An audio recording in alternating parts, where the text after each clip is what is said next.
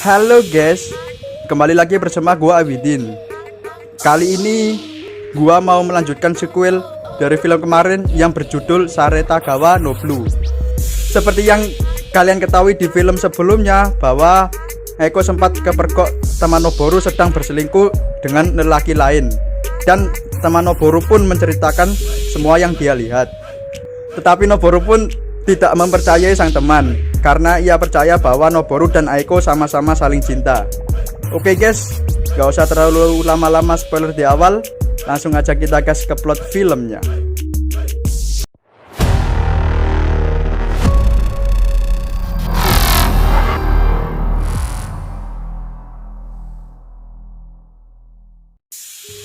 Film dilanjutkan dibuka dengan Noboru yang sedang merenung dan memikirkan ucapan temannya. Dia sebenarnya tidak mempercayai sang teman. Dan tak lama dari itu, Aiko pun pulang bekerja. Betapa kagetnya Noboru ketika melihat Aiko menggunakan baju yang seperti temannya bilang tadi. Noboru pun jadi bimbang dan antara tidak percaya dan sedikit curiga kepada Aiko. Noboru pun sedikit berbincang-bincang dan berujung meminta jatah kepada Aiko. Tetapi Aiko pun menolak dengan beralasan kecapean karena pekerjaan yang sangat banyak. Noboru pun seakan tidak percaya dan beranjak untuk ke kamar mandi.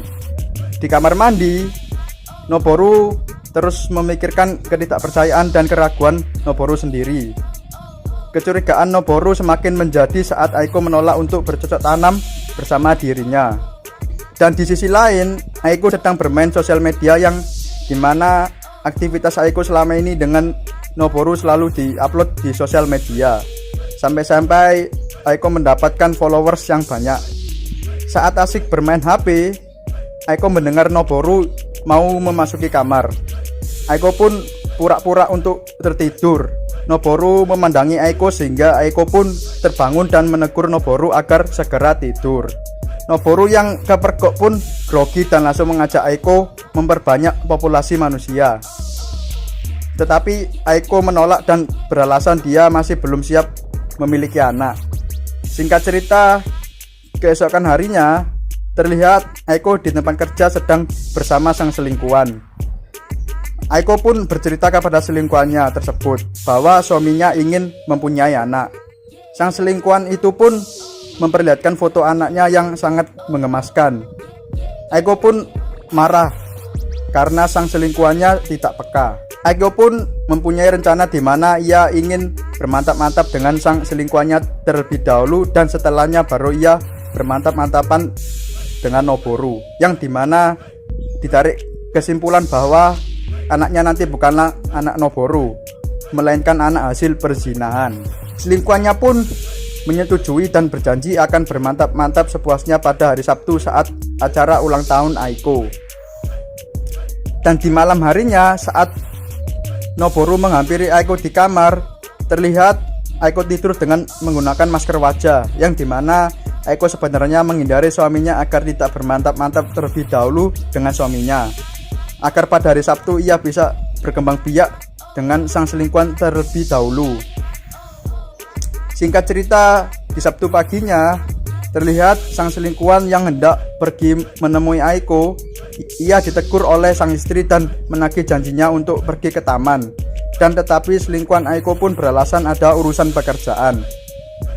Di sini diketahui bahwa selingkuhan Aiko memiliki istri serta anak. Anaknya pun menangis dan selingkuhan Aiko pun pergi. Sang istri pun bersedih dan menenangkan bayinya. Di sisi lain, di kediaman Noboru terlihat Aiko sedang berpamitan kepada Noboru akan berangkat bekerja. Noboru pun kaget dikarenakan hari Sabtu sebenarnya hari Aiko libur bekerja. Aiko pun meyakinkan Noboru. Aiko berkata bahwa Aiko telah membuat kesalahan sehingga Aiko terpaksa berangkat bekerja hari ini. Noboru pun sedikit curiga, tetapi dengan sedikit rayuan dan ajakan pengecerotan setelah pulang bekerja, Noboru pun luluh dan mengiyakannya. Dan Aiko pun pergi meninggalkan rumah. Noboru pun yang berencana mengajak Aiko makan di restoran pun tidak jadi dan menggantinya dengan makan kue di rumah. Noboru pun membuatkan kue yang spesial untuk Aiko. Noboru membuat kue sambil memikirkan kecurigaan demi kecurigaan yang Noboru rasakan. Tetapi Noboru berusaha menguatkan dan mempercayai Aiko. Noboru pun membuat kue yang spesial untuk Aiko. Di sisi lain, Aiko sedang asik bergenjot ria bersama selingkuhannya. Singkat cerita, sepulangnya Aiko di rumah, Aiko pun terlihat lemas dan kecapean. Noboru pun memberi Aiko kejutan, tetapi respon Aiko biasa saja dan terlihat lemas. Noboru pun sempat bingung dengan respon Aiko. Aiko pun sempat memfoto hasil dekorasi dan hasil kue buatan Noboru untuk diupload di sosial media. Aiko pun menepati janjinya saat berangkat bekerja tadi. Noboru dan Aiko pun bergegas untuk mantap-mantap sesampainya di kamar. Noboru pun mengambil pengaman, tetapi dicegah oleh Aiko, di mana Aiko berkata ingin merasakan secara langsung milik Noboru. Noboru pun sangat senang. Tetapi permainan itu pun tidak berlangsung lama. Noboru pun meminta maaf kepada Aiko. Aiko pun kecewa dengan Noboru dan di waktu yang bersamaan selingkuhannya Aiko pun menelpon.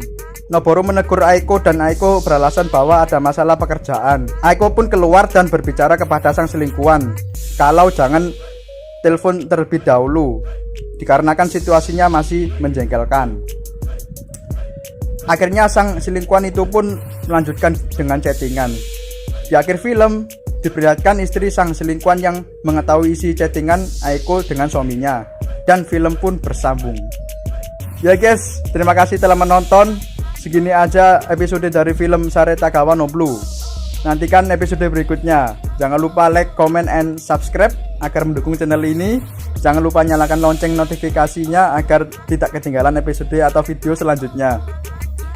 Ya guys, gua Abidin cabut dulu. Saya ucapkan assalamualaikum warahmatullahi wabarakatuh.